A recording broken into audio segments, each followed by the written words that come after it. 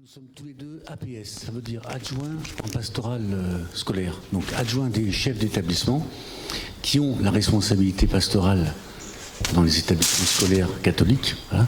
Nous sommes leurs adjoints, entre guillemets, spécialisés dans l'annonce de l'évangile, mais ça n'est pas de notre ressort, c'est pas nous qui avons la mission en premier, c'est les chefs d'établissement. C'est pour ça d'ailleurs que c'est très bien qu'ils commencent par parler. J'espère que Charles Loriquet ne sera pas trop mécontent de ce que je vais dire. Vous savez, on a entendu ce matin parler des versets abrogeants et des abrogés, de la taquilla aussi. La plupart des APS ne savent pas ce que c'est. Ils pensent que le Coran, c'est un livre, oui, c'est la parole de Dieu qui circule dans l'Ancien Testament, dans la Nouvelle Alliance, avec le...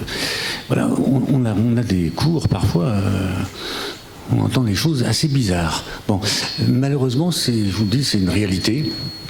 C'est comme ça. Pardon ? On ne peut pas rectifier ? Si, on peut rectifier. C'est ce que nous faisons.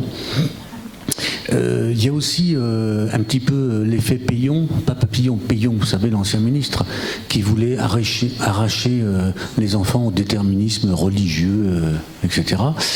Ça se voit un petit peu dans les programmes. Si vous ajoutez ça au fait qu'il n'y a pas que les enfants qui n'en ont rien à faire de la religion, il y a beaucoup de professeurs. Alors ça dépend des établissements. Il y a des établissements où il y a beaucoup de professeurs engagés, mais vous avez aussi des établissements dans lesquels il peut y avoir une majorité de professeurs totalement indifférents, dont certains refusent, par exemple, d'accompagner des élèves dans une église. J'ai le cas chez moi. Donc, ça existe en ce moment. Hein. Voilà. Alors, maintenant, je vais vous dire, c'est assez rigolo, parce que quand j'emmène des jeunes à Thésée, j'ai que des noirs. Il n'y a qu'eux qui osent dire qu'ils sont chrétiens. Voilà. J'ai rien contre les noirs, au contraire. Hein. Heureusement qu'ils sont là. Hein. Bon, bien, alors on a fait une petite enquête sur nos collègues APS. Voilà ce qui est ressorti. Pratiquement tous nous disent la même chose. Les musulmans sont souvent le plus volontaires pour partager leur vécu de foi. Une jeune musulmane de seconde a réussi à expliquer à ses camarades ce qu'était un prophète. Yasmine dit ce qu'elle vit en famille. Certains sont fiers de nous relater leur pratique du ramadan, etc. Donc je peux multiplier les exemples. Et puis juste après, on a « mais ». La plupart des catholiques ne peuvent pas en faire autant, même ceux qui ont été récemment confirmés. Mon expérience me conduit surtout à m'interroger sur ce qui inhibe nos jeunes catholiques pour témoigner de leur foi. Les camarades chrétiens restent muets sur le sujet, malgré des années de catéchisme. Voilà. Donc là aussi, hein, je ne l'invente pas, hein, c'est vraiment tous les témoignages que nous avons reçus.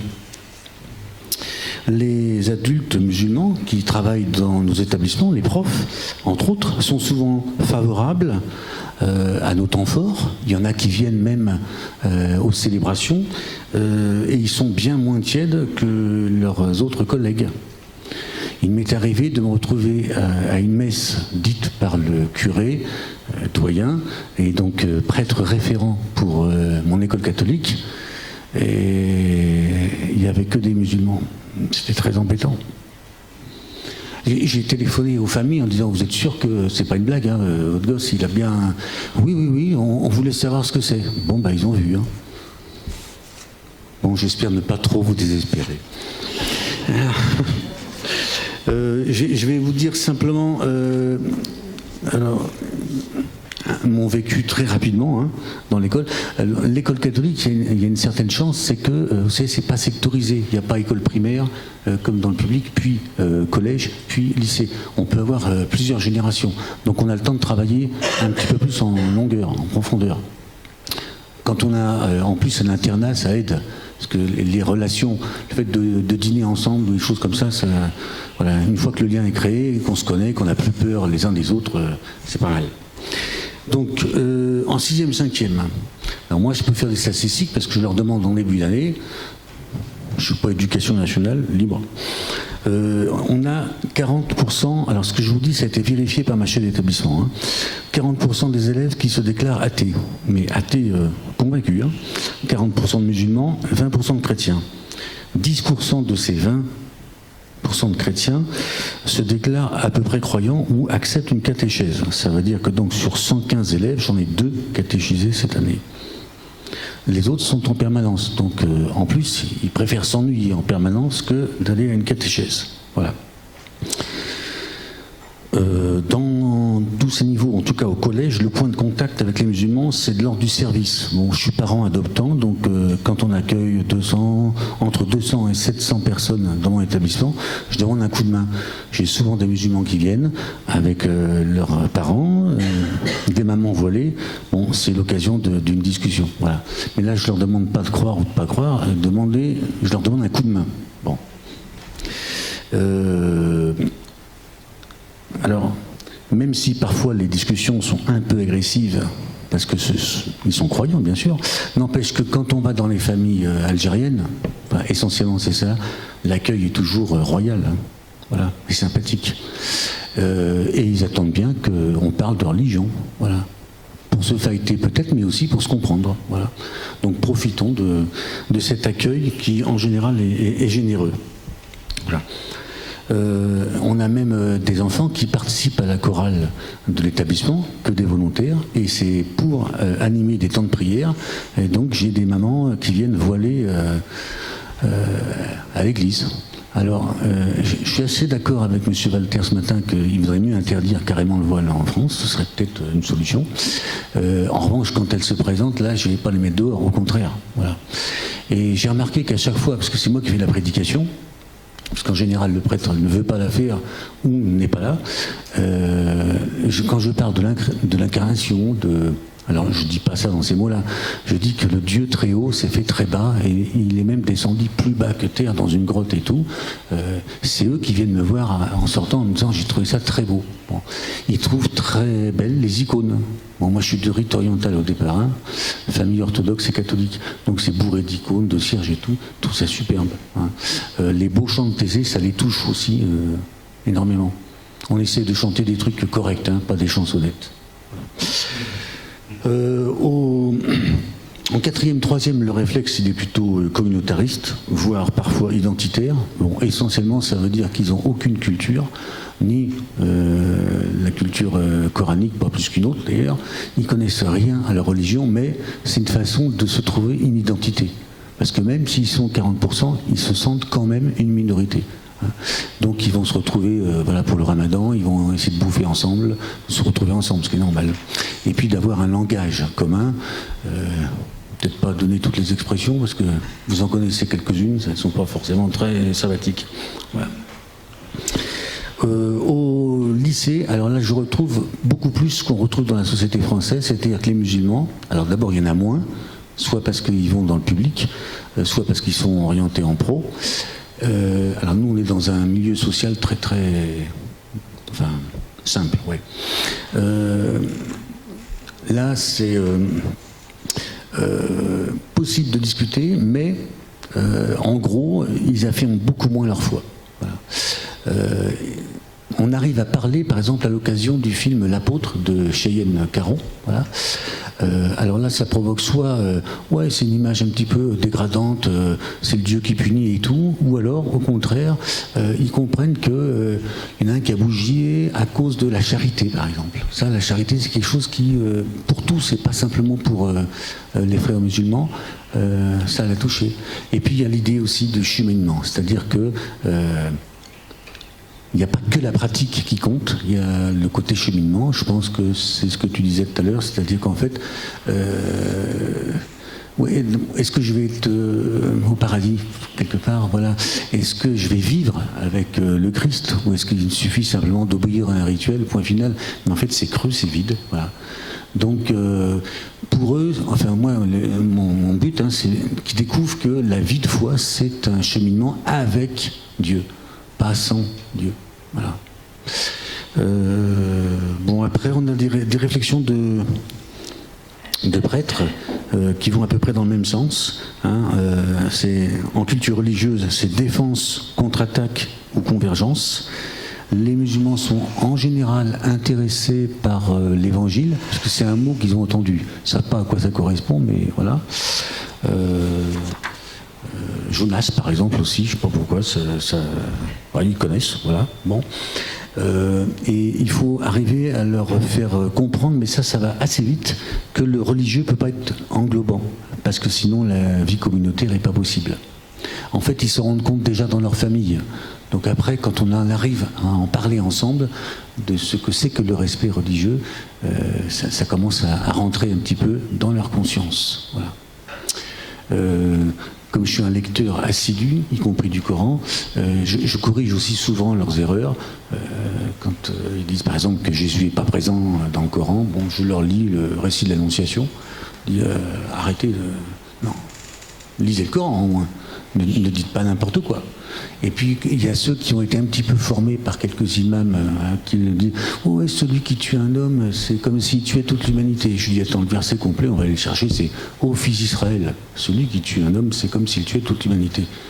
Donc attention, si tu me tues, tu risques rien.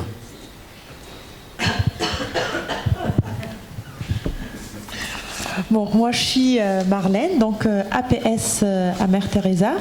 Je suis d'origine égyptienne, je suis égyptienne, je ne suis pas encore française. Et donc en Égypte, j'étais dans une école catholique pendant 15 ans et puis j'étais enseignante dans cette école. Donc ce sont des écoles où il y a toujours des religieux, c'est pas comme en France. Ici je pense qu'il y a beaucoup de manque de religieuses, donc il n'y a pas dans les écoles.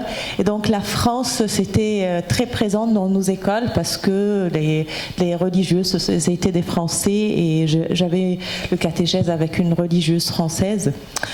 Et donc il y a 90% quand même de nos écoles catholiques en Égypte de musulmans. Et on est des écoles très réputées, tout le monde veut venir dans les écoles de religieuses parce qu'il y a une bonne éducation, c'est très bien cadré, très ferme, il y a l'aspect humanitaire, donc tout le monde veut venir dans nos écoles. Et donc je suis aussi, quand je suis venue en France, je me suis dirigée vers Charles pour lui dire que j'ai envie aussi de continuer de travailler dans l'enseignement catholique, et spécialement donc avec les jeunes. Comme je suis égyptienne, je trouve que c'est beaucoup plus facile de vivre la foi avec des musulmans qu'ici en France avec des personnes plutôt athées. Et parce que on partage pas, comme il parlait de la laïcité, je trouve que c'est contre la religion et donc on n'arrive pas à vivre bien notre foi. Moi personnellement, je trouve que c'est très difficile de vivre la foi en France, tandis qu'en Égypte avec les musulmans, ils savent c'est quoi le carême, ils savent nos fêtes, ils savent tout. Jeudi saint, vendredi saint, donc ils connaissent tout parce que nous on vit ensemble. Tandis que là, personne ne connaît rien sur la semaine sainte, le carême, c'est quelque chose de très loin. Et moi plutôt je dirais que l'évangélisation c'est pas juste pour les musulmans mais pour les Français qui se déclarent chrétiens mais vraiment ils ne sont pas chrétiens. Pour moi, personnellement, je ne dois pas juger, mais je trouve qu'ils ne connaissent rien sur l'évangile. Je faisais un jeu à des jeunes sur la Bible, des quiz sur la Bible. Citer 3 noms de femmes dans l'évangile, ils n'arrivent pas à savoir. Pendant le baptême du Christ, quel oiseau il y avait, ils n'arrivent pas à savoir. Donc, vraiment, des bases, ils ne savent pas. Donc je trouve ça, c'est très dommage pour la France qui était un pays d'évangélisation il y a quelques années. Je vais juste dire 3 témoignages donc des chrétiens musulmans, d'origine musulmane. Donc là, il y a 2 semaines, il y avait l'appel au baptême. Il y avait une fille d'origine musulmane. Sa maman, elle est musulmane. Et moi, je trouve que les mamans, quand même, ça joue un très grand rôle pour les enfants. Et donc, la maman, elle est musulmane.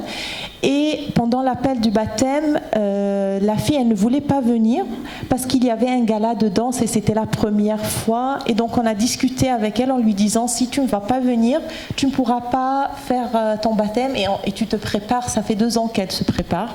Donc, bien sûr, elle a refusé le gala et elle est venue à l'appel au baptême.